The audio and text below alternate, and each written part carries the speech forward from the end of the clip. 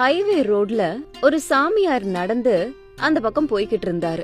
கடவுளே, இன்னைக்கு எனக்கு அன்னதானம் விடுற அந்த புண்ணியவதி யாரு, எனக்கு கொஞ்சம் காட்டு அப்படின்னு சொல்லிக்கிட்டு நடந்து போய்கிட்டு இருக்கும்போது ஒரு இடத்துல கண்ணாடியால மின்னிக்கிட்டு இருந்த ஒரு ஹோட்டல் இருந்துச்சு. அந்த சாமியார் ஹோட்டலுக்கு வந்தாரு. வாசல்ல செக்யூரிட்டியா நின்னுக்கிட்டு இருந்த கோவிந்தராஜு அந்த சாமியார பார்த்து கையெடுத்து கும்பிட்டான். எல்லாம் நல்லதே நடக்கும், ஓம் நமக் சிவாய அப்படின்னு சொன்னதும் கோவிந்தராஜு கதவை திறந்து விட்டான். அந்த சாமியார் உள்ள போனாரு. உள்ள முழுக்க ஒரே ஏசி குளுகுளுன்னு இருந்தது. அங்கங்க சில ஜோடிகள் உட்கார்ந்து சாப்பிட்டுக்கிட்டு இருந்தது. அந்த சாமியார் காலியா இருந்த ஒரு டேபிள நோக்கி போனாரு. தம்பி, யாரு இருக்கீங்க? ரொம்ப பசியா இருக்கு, கொஞ்சம் சாப்பாடு போடுங்க. அன்னதாத்தா சுகி பவன்னு ஆசிர்வாதம் பண்ற அப்படின்னு அந்த சாமியார் சொன்னதும் அந்த ஹோட்டலோட எம்டி சாமியார் கிட்ட வந்தாரு. அந்த சாமியார பார்த்ததும் எம்டிக்கு பயங்கர கோவம் வந்துருச்சு. ஆனா அத கொஞ்சம் கூட அந்த சாமியார் கண்டுக்கல. தம்பி, ரொம்ப பசியா இருக்கு, சாப்பிட ஏதாவது கொடுங்க அப்படின்னு சொன்னதும் அந்த எம்டி கோபமா, செக்யூரிட்டி எங்க இருக்க அப்படின்னு சத்தம் போட்டாரு. அந்த சத்தத்தை கேட்டதும் கோவிந்தராஜு ஓடி வந்தான். என்னடா இது, யார புடிச்சாலும் அவங்கள உள்ள விட்டுடுவியா நீ? சார், இவரு சுவாமியாரு, உலக அறிவு தெரிஞ்ச பெரிய மகான், இவங்க கிட்ட பிரச்சனை வச்சுக்க கூடாது சார். அப்படியோ? இப்ப வெளியே தள்ளு, பசினா என்னன்னு கூட தெரிஞ்சுக்கிட்டோம். மன்னிச்சிருங்க சார், நான் இந்த வேலைய கூட விட்டுட்டு போயிடுறேன். ஆனா சாமியார வெளியே தள்ள முடியாது, சாப்பாடு போடாம இருக்கிறதே பாவம் அப்படின்னு கோவிந்தராஜு சொன்னதும் எம்டிக்கு கோவம் தலை மேல ஏறுச்சு. கோவிந்தராஜு கண்ணும் பழுத்துருச்சு. சார், நீங்க என்ன திட்டுனாலும் அடிச்சாலும் அந்த சாமியார மட்டும் வெளியே தள்ள மாட்டேன் சார். உங்களுக்கும் இந்த டியூட்டிக்கும் ஒரு கும்பிடு, இனிமே இந்த பக்கமே வரமாட்டேன் அப்படின்னு சொல்லிட்டு கோவிந்தராஜு ஓடி போயிட்டான். அந்த எம்டிக்கு கோபம் தாங்கவே முடியல. ஆவேசமா, இங்க பாருங்க, ஃபுல் ஏசியோட இவ்ளோ பெரிய ஹோட்டல கட்டினது உங்களுக்காக இல்ல. இங்க பெரிய மனுஷங்களாம் வருவாங்க, விஐபிங்க வருவாங்க, பணக்காரங்க வருவாங்க. தயவு செஞ்சு இங்க இருந்து போயிடுங்க. யாரு வந்தாலும், எவ்வளவு பேர் வந்தாலும், எப்படி வந்தாலும் இங்கே அவர்கள் சுவாசிப்பது ஒரே மூச்சை தானே. நீயும் மனிதன்தான், நானும் மனிதன்தான். நமக்குள்ளே ஏன் இந்த வேறுபாடு சொல்? மிகவும் பசியா இருக்கிறது, சாப்பாடு போடு. வயிறார சாப்பிட்டுட்டு கருணையுடன் உன்னை ஆசிர்வாதம் செய்கிறேன். பொறுமையா சொல்லலான்னு பார்த்தா கேட்க மாட்டல. வா, எழுந்திருச்சு வெளியில வா. இரு, எப்படி இழுத்துட்டு போறேன் பார் அப்படின்னு எம்டி சாமியார் கைய புடிச்சுக்கிட்டு தர தரன்னு இழுத்துக்கிட்டு போனான். வாசல்ல நின்னு கழுத்தை பிடிச்சு வெளியே தள்ளினான். சாமியார் போய் கீழே விழுந்துட்டாரு. இந்த பக்கம் ஒண்ண நான் பார்க்கவே கூடாது அப்படின்னு சொல்லிட்டு எம்டி உள்ள போயிட்டாரு. கீழே விழுந்த சாமியார் எழுந்து நின்னுக்கிட்டு, ஓம் நமக் சிவாய, ஹர ஹர சம்போ சங்கரா அப்படின்னு அந்த சாமியார் அங்க இருந்து நடந்து போய்கிட்டே இருந்தாரு. அதே ஹைவே ரோடுல ஒரு இடத்துல ஐஸ் கட்டிகளால கட்டப்பட்ட ஐஸ் ஹோட்டல்ல மாமியாரும் மருமகளும் சோகமா கரைஞ்சுகிட்டு இருக்க ஐஸ பார்த்து, அத்தை, ஐஸ் கரைஞ்சுகிட்டு இருக்கு. எனக்கும் தெரியுது மருமகளே, நான் ஒண்ணு குருடி இல்ல, என் கண்ணு கூட ரொம்ப நல்லாவே தெரியுது. நீ திரும்ப திரும்ப அத்த ஐஸ் கரைஞ்சு போகுதுன்னு சொல்ல வேண்டாம். அது இல்ல அத்தை, ஐஸ் கரையாம இருக்க ஏதாவது ஐடியா இருந்தா சொல்லுங்க. அந்த மாதிரி ஏதாவது தோணுச்சுன்னா ஏற்கனவே உன்கிட்ட சொல்லிருக்க மாட்டேனா? ஐயோ அத்தை, இப்ப என்ன பண்றது, ஐஸ் கரையுதே. சாதா ஹோட்டல் வச்சு இருக்கும் போது அப்பப்ப 1-2 பேரு வந்துகிட்டு இருந்தாங்க. அது ரொம்ப சூடா இருக்கு, வெயில் காலம் வருது, இந்த வெயில் கால சூடுல கஸ்டமர் யாரும் ஹோட்டலுக்கு வர மாட்டாங்கன்னு இருக்கிற மொத்த பணத்தையும் ஒரே அடியா செலவு பண்ணி ஐஸ் கட்டி எல்லாம் கொண்டு வந்து ஹோட்டல் கட்டணும். மன்னிச்சிருங்க அத்தை, ஐஸ் ஹோட்டல் கட்டும் போது இந்த மாதிரி இந்த ஐஸ் எல்லாம் கரையும்னு தோணவே இல்ல. இப்ப யோசிச்சு வருத்தப்பட்டு என்ன செய்ய? இதெல்லாம் அப்பவே யோசிச்சு பாத்துருக்கணும். சாதா ஹோட்டல்ல கிடைச்ச பணத்தையும் இதுல போட்டோம். இந்த ஐஸ் ஹோட்டலை பத்தி உங்ககிட்ட சொல்லும் போது நீங்களாவது இந்த ஐஸ் எல்லாம் கரைஞ்சு போனா என்ன பண்றதுன்னு ஒரு தடவை கேட்டிருக்கலாம்ல.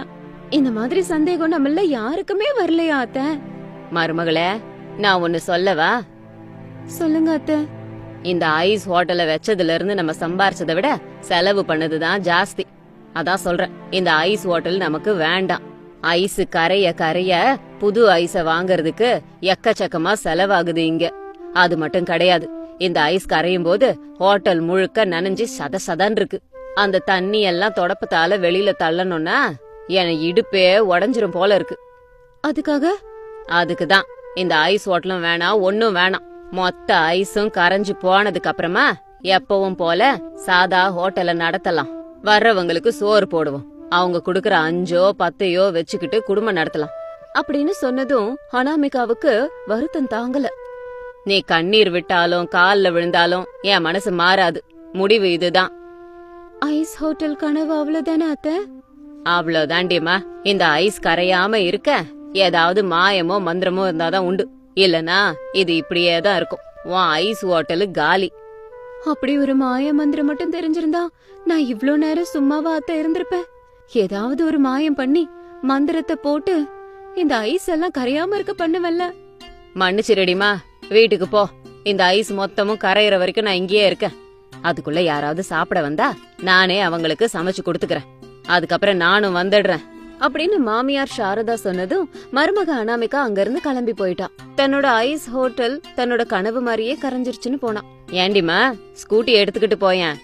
வேண்டாம் அத்தை அப்படின்னு சொல்லி சோகமா நடந்து போய்கிட்டு இருக்கும்போது எதிர்ல அந்த சாமியார் நடந்து வந்தாரு. ஒரு நிமிஷம் இல்லம்மா அப்படின்னு சொன்னதும் அனாமிகா அப்படியே நின்னுட்டா. அந்த சாமியார பார்த்து, முனிவருக்கு வணக்கம். மங்களம் உண்டாகட்டும் மகளே அப்படின்னு சொன்னதும் அனாமிகாக்கு சந்தோஷமாச்சு. சொல்லுங்க சாமி. இங்க பாரும்மா, எனக்கு ரொம்ப பசியா இருக்கு. முடிஞ்சதுன்னா கொஞ்சம் சாப்பாடு போடு அப்படின்னு சாமியார் சொன்னதும் அனாமிகாக்கு பரிதாபம் ஆயிடுச்சு. ஐயோ சுவாமி, என்னது இது, வாங்க அப்படின்னு மகரிஷிய கூப்பிட்டுக்கிட்டு தன்னோட ஐஸ் ஹோட்டலுக்கு போனா. அங்க சாரதா, என்னடி மாச்சு? அத்தை, இந்த சாமியாருக்கு பயங்கர பசியா இருக்கான், சாப்பிட ஏதாவது கொடுங்கன்னு சொன்னாரு. அதனாலதான் அவரை கையோட நம்ம ஐஸ் ஹோட்டலுக்கு கூட்டிட்டு வந்திருக்கேன். நல்ல வேலை செஞ்சம்மா. அவரை உட்கார வச்சுடு, நான் போய் வாழை இலையும் சாப்பாடும் குழம்பும் எடுத்துட்டு வரேன் அப்படின்னு சொல்லி சாரதா உள்ள போனாங்க. அனாமிகா சாமியார தண்ணி இல்லாத ஒரு இடத்துல பாய் போட்டு உட்கார வச்சா. சாரதா வாழை இலை போட்டாங்க. எல்லா விதமான சாப்பாடையும் போட்டாங்க. அனாமிகா சாமியாருக்கு விசிறிக்கிட்டு இருந்தா. சாப்பிட்டுக்கிட்டே இருங்க சாமி, நான் போய் நீங்க குடிக்க தண்ணி கொண்டு வரேன் அப்படின்னு சொல்லிட்டு சாரதா அங்க இருந்து போயிட்டாங்க. அனாமிகா சாமியாருக்கு விசிறிட்டு இருந்தா. ரொம்ப சந்தோஷமா சாமியார் அவங்க போட்ட சாப்பாட சாப்பிட்டுக்கிட்டு இருந்தாரு. சாரதா தண்ணிய கொண்டு வந்து அவருக்கு பக்கத்துல வச்சாங்க. ஐயா சாமியாரே, உங்களுக்கு வேற ஏதாவது வேணுமா? எதுவும் வேண்டாம் அம்மா அப்படின்னு சொல்லி சாமியார் வயிறார சாப்பிட்டாரு. மாமியாரும் மருமகளும் எந்திரிச்சு ஒருத்தர் பாத்துக்கிட்டாங்க. சாப்பிட்டு முடிச்சதுக்கு அப்புறமா மகரிஷி அங்க இருந்த ஒரு நாற்காலியில உட்கார்ந்தாரு. நீங்கள் பேசுவதை பார்த்தால் நீங்க 2 பேரும் மாமியார் மருமகள் மாதிரி தெரியுது. வயிறு நிறைய சாப்பாடு போட்டீங்க. என் மனசு வயிறு நிறைஞ்சு போயிருக்கு. ஆனா அந்த சந்தோஷம் உங்க முகத்துல இல்லையே. உங்களுக்கு வந்த பிரச்சனை என்ன? அதை என்கிட்ட நீங்க சொல்லலாம். அதெல்லாம் ஒண்ணும் இல்ல சுவாமி, நாங்க நல்லாதான் இருக்கோம். அப்படியா? உன்னோட உதடுகள் ஏதோ உளறுகிறது, ஆனால் உன்னுடைய கண்கள் உண்மையை சொல்லுகிறது. நீ பிரச்சனையில் இருக்கிறாய் என்பதை உன் கண்களே சொல்கிறது. என்னவாயிற்று அப்படின்னு கேட்டதும் இனிமே பொய் சொல்றது நல்லா இல்லன்னு உண்மைய சொல்லிட்டாங்க. அப்போ அனாமிகா தான் கட்டின ஐஸ் ஹோட்டல பத்தியும் கரைஞ்சுகிட்டு இருக்க ஐஸ பத்தியும் தன்னோட கவலைய சொன்னான். அப்படியா? அப்படி என்றால் இனி அந்த கவலை உங்களுக்கு இல்லை அப்படின்னு சொல்லி கண்களை மூடிக்கிட்டு ஏதேதோ மந்திரங்களை சொல்லிட்டு இருந்தாரு சுவாமி. கொஞ்ச நேரத்துல கண்ணை திறந்தாரு. அப்போ அவரோட கண்கள்ல இருந்து ஒரு ஒளி வந்து ஐஸ் ஹோட்டல்ல இருக்க ஐஸ்கள் மேல பட்டுச்சு. எல்லா ஐஸும் கெட்டி ஆயிடுச்சு, கொஞ்சம் கூட கரையவே இல்ல. அத பார்த்து மாமியாரும் மருமகளும் சந்தோஷப்பட்டாங்க. நன்றியோட மாமியாரும் மருமகளும் அவருக்கு நன்றிய சொன்னாங்க. மகரிஷி அங்க இருந்து சிரிச்சுக்கிட்டே போயிட்டாரு. அன்னையில இருந்து மாமியாரும் மருமகளும் அந்த ஐஸ் ஹோட்டலை பாத்துக்கிட்டு அதுல கிடைக்கிற சம்பாத்தியத்தை வச்சு குடும்பத்துல ஆனந்தத்தோட ஒத்துமையா வாழ்ந்தாங்க. வீட்டு முன்னாடி நின்னுட்டு இருந்த காய்கறி கடைக்கு சாவித்ரி காய்கறி வாங்கிட்டு இருந்தாங்க. கொஞ்ச தூரத்துல கையில பொட்டியோட கண்ல கண்ணீரோட அனாமிகா வேகமா வந்துட்டு இருந்தத பாத்தாங்க. செல்வா, அவர் வீட்ல இல்ல, பணம் நாளைக்கு வாங்கிக்கோ அப்படின்னு சொன்னதும் செல்வா வண்டியை எடுத்துக்கிட்டு போயிட்டான். பெட்டியை எடுத்துக்கிட்டு அனாமிகா வீட்டுக்கு வந்தா. சாவித்ரி அனாமிகாவ வாசல்லயே நிப்பாட்டினாங்க. என்னடி இது, சொல்லாம கொல்லாம பொட்டி படுக்கை எடுத்துட்டு வந்திருக்க. உன் மாமியார் வீட்ல எல்லாரும் நல்லா இருக்காங்களா அப்படின்னு சொன்னதும் அனாமிகா அழுதுகிட்டே கூட கோபத்தோட, பொண்ணு வீட்டுக்கு வந்திருக்கா, எப்படி இருக்க, என்ன இருக்க, என்னாச்சுன்னு கேட்காம மாமியாக்காரி நல்லா இருக்காளான்னு கேக்குறியம்மா? நீ எல்லாம் என்ன பெத்த அம்மாவா இல்ல ரோட்ல இருந்து என்ன தூக்கிட்டு வந்தியா? என்னடி இது, வாய்க்கு வந்தபடி என்னென்னமோ பேசிக்கிட்டே போற. சரி அதை விடு. நீ எப்பவாவது ஒரு நாள் 6 மாசத்துக்கு ஒரு தடவை வந்தா பரவாயில்ல. அப்ப உன்கிட்ட சந்தோஷமா எப்படி இருக்க அப்படின்னு உன்னையே தானடி கேப்பேன். என்னமா சொல்ல வர அப்படின்னா, மாசத்துக்கு 2 தடவை என் மாமியார் கிட்ட சண்டை போட்டுட்டு பொட்டிய தூக்கிட்டு உன் வீட்டுக்கு வந்துடுறாங்கறியா? இன்னும் நினைக்கிறதுல என்னடி இருக்கு அனாமிகா, அதுதானே நிஜம். ஐயோ அம்மா, முதல்ல என் மாமியார் வீட்டுக்கு சப்போர்ட் பண்றத நிறுத்து. என் மாமியார் வீட்டுல என்ன நடக்குதுன்னு உனக்கு ஏதாச்சும் தெரியுமா? எல்லா மாமியார் வீட்டுல நடக்கிறதுதான் உன் அத்தை வீட்லயும் நடக்குது. அதையும் தாண்டி நடக்குதுமா. அதையும் மீறியா? அப்படின்னா ஏதாவது வியாதி நடக்குதா என்ன? எல்லாருக்கும் கொரோனா வந்துருச்சா? இது ரெண்டும் இல்லன்னா வீட்ல எவனாவது பாம்பு போட்டானா? புதுசா என்ன நடக்குது? ஒவ்வொரு வீட்ல நடக்கிற மாதிரி மாமியார் மருமக சண்டை நடக்குது. எல்லா இடத்துலயும் நடக்கிற மாதிரி வீட்டுக்கு வீட்டு வாசப்படியும் இருக்கு. அந்த வாசல் இருக்கிற வீட்ல இருக்கிற எல்லா வேலையும் என் தலை மேலதான் விழுது. வேலையா செஞ்சு செஞ்சு என் கை 2 வலிக்குதுமா. ஐயோ அம்மா, கை வலிக்குதுன்னு சொல்லிருந்தா உங்க அப்பா கிட்ட சொல்லி தெரிஞ்ச பார்மசில போய் மருந்து வாங்கிக்கிட்டு நானும் உங்க அப்பாவும் வந்திருப்போம்ல. இதுக்கு போய் பொட்டிய தூக்கிக்கிட்டு அம்மா வீட்டுக்கு வந்துடுறதா? என் கவலை உனக்கு புரியவே புரியாது. அப்பா எங்க இருக்காருன்னாவது சொல்லு. உங்க அப்பா மார்க்கெட் வேலைக்காக சிட்டிக்கு போயிருக்காரு. ராத்திரி தான் வருவாரு. சரி, சிக்கன் கடைக்கு போயிடு, 1 கிலோ சிக்கனை வாங்கிடு, வீட்டுக்கு வந்து பிரியாணி செய். எனக்கு ரொம்ப பசியா இருக்குமா. செய்யறேனேம்மா. மருமகனையும் கொஞ்சம் வர சொல்லு, 2 பேரும் சாப்பிட்டுட்டு அப்படியே வண்டியில போவீங்கல்ல அப்படின்னு அம்மா சாவித்ரி சொன்னதும் அனாமிகாவுக்கு அத கேட்டதும் அழுகையா வந்தது. அம்மாவையே பாத்துக்கிட்டு, வீட்டுக்குள்ளேயாவது கூப்பிடுவியாமா? மருமகனோட வந்திருந்தேனா ஆரத்தி எடுத்து வீட்டுக்குள்ள கூட்டிட்டு போய் சகல விதமான மரியாதையையும் செஞ்சிருப்பேன். ஆனா நீ பெட்டிய தூக்கிக்கிட்டு வந்திருக்க. இப்ப நீ என்ன செய்ய சொல்ற? வீட்டுக்குள்ள போறதா இல்ல அப்பாக்கு போன் பண்ணி சொல்றதா? இப்போதைக்கு வீட்டுக்குள்ள போயே அவருக்கு போன் பண்ணி வர சொல்லு. மாப்பிள்ளையதான் சொல்லிக்கிட்டு இருக்க அப்படின்னு சொன்னதும் அனாமிகா வீட்டுக்குள்ளார போனா. சாவித்ரி சிக்கன் வாங்கறதுக்கு மார்க்கெட்டுக்கு போனாங்க. அன்னைக்கு ராத்திரி டைனிங் டேபிள்ல ரமேஷும் பிரசாதும் சாப்பிட உட்கார்ந்தாங்க. சாரதா அவங்களுக்கு சாப்பாடு போட்டாங்க. சாரதா, நீயும் உட்கார, மருமக போட போறா. இனிமே எங்க மருமக பொட்டிய தூக்கிக்கிட்டு அவதான் அம்மா வீட்டுக்கு போயிட்டாளே அப்படின்னு சாரதா சொன்னதும் பிரசாத் கொஞ்சம் யோசிச்சு பார்த்து, என்னது, பொட்டிய தூக்கிக்கிட்டு மருமக அம்மா வீட்டுக்கு போயிட்டாளா? என்ன ஆச்சு? மருமகளை என்ன சொன்ன நீ? இது ரொம்ப நல்லா இருக்கே. அவ பொட்டிய தூக்கிக்கிட்டு அம்மா வீட்டுக்கு போயிட்டாள்னா தப்பெல்லாம் ஏன் பேர்லையா? ஆமா சாரதா, அந்த பொண்ணு நம்ம வீட்டுக்கு வந்தவ. சில விஷயங்கள் அவளுக்கு தெரியும், சிலது தெரியாம போகும். நம்ம தான் அவளுக்கு பொறுமையா சொல்லி கொடுத்தாகணும். அதை விட்டுட்டு கோவப்படக்கூடாது. அப்பா, எனக்கு தெரிஞ்சு இதுல அம்மாவோட தப்பு எதுவும் இல்லப்பா. மருமகளா வந்தாள்னா இந்த வீட்டு பழக்க வழக்கத்தை அவ்வளவுதான் கத்துக்கணும். மகாராணி மாதிரி உட்காந்துக்கிட்டு எனக்கு இது தெரியாது அது தெரியாதுன்னு சொன்னா சரியா போச்சு. ஒரு பக்கம் இவன், இன்னொரு பக்கம் நீ, 2 பேரும் சேர்ந்து மருமகளை பேக் பண்ணி அனுப்பிட்டீங்க போல இருக்க. எனக்கு சாப்பாடே வேண்டாம். இது நல்லா இருக்கேங்க. கோவம் வந்தா திட்டிட்டு போங்க. சாப்பாடு வேணான்னு எந்திரிச்சா எப்படியே? ஆமாப்பா, அவ போனானா போயிட்டாதான். இப்ப நீங்க சாப்பிட மாட்டேன்னு சொல்றதுனால போனவ திரும்ப வந்துடவா போறா? டே ரமேஷா, எதுக்காக இந்த மாமியாரும் மருமகளும் சின்ன சின்ன விஷயத்துக்கு சண்டை போடுறாங்க? எதனால அவ பொட்டிய தூக்கிக்கிட்டு அம்மா வீட்டுக்கு போறான்னு உனக்கு தெரியுமா? இதுல என்னப்பா இருக்கு? உங்க மருமகளுக்கு சீரியல் பைத்தியம், உங்க அம்மாவுக்கு சாப்பாடு பைத்தியம். உங்க மருமகளுக்கு எப்பவுமே டிவிய பாத்துக்கிட்டே தான் இருக்கணும். உங்க அம்மாக்கு எப்பவுமே கையில ஒரு சிக்கன் 65 சோறு இருந்துட்டே இருக்கணும். போன்ல இன்கமிங் அவுட் கோயிங்லாம் ஃப்ரீங்கிறதுனால உங்க மருமக அவ ஃப்ரெண்ட் அஞ்சலிக்கு நடந்த சீரியல்ல உள்ள பிரச்சனையெல்லாம் ரிவ்யூ பண்ணிக்கிட்டு இருக்கிறது தான் வேலை. உங்க அம்மாவுக்கு யாரு என்ன சமைச்சா அதை எப்படி சமைச்சான்னு பாக்குறது தான் வேலை. இந்த பக்கம் டிவிய ஆஃப் பண்ண மாட்டேன்னு மருமக சண்டை போடுறா. திங்கறத நிறுத்தவே மாட்டேங்கிறது உங்க அம்மாவோட வாதம். மருமகளே, இது சாப்பிடணும் போல இருக்கு, செஞ்சு தாமா. அதுக்கு மூஞ்சி லட்சம் மாதிரியா பேசுவா? டிவிய விட்டு எந்திரிக்கவே இல்ல. மறுபடியும் ஞாபகப்படுத்தினேன். இந்த சீரியல் முடிஞ்சதும் செஞ்சு தரேன்னு சொன்னான். நான் மறுபடியும் சொன்னேன். கோவம் வந்து ஒரே அடியா நான் சமைக்கவே மாட்டேன்னுட்டா. எனக்கு கோவம் வந்தது. டிவி ஆஃப் பண்ணிட்டு ரிமோட்டை புடுங்கிக்கிட்டேன். அனாமிகாவுக்கு கோவம் வந்து பொட்டி எடுத்துக்கிட்டு போயிட்டா. இப்போ உங்களுக்கு என்னப்பா புரிஞ்சுது? இவங்க 2 பேர்ல யாரோட இதுவும் தப்பும் இல்ல, சரியும் இல்ல. அதுக்காக இந்த பிரச்சனையை அப்படியே விட்டுடவும் முடியாது. இதுக்கு ஒரு தீர்வு கண்டுபிடிக்கணுமே. இதுக்கு தீர்வுன்னெல்லாம் ஒண்ணும் இல்லப்பா. அனாமிகா டிவி பாக்கறத குறைச்சுக்கணும். இல்லடா, உங்க அம்மா தான் திங்கறத குறைக்கணும். அதெல்லாம் என்னால முடியாது.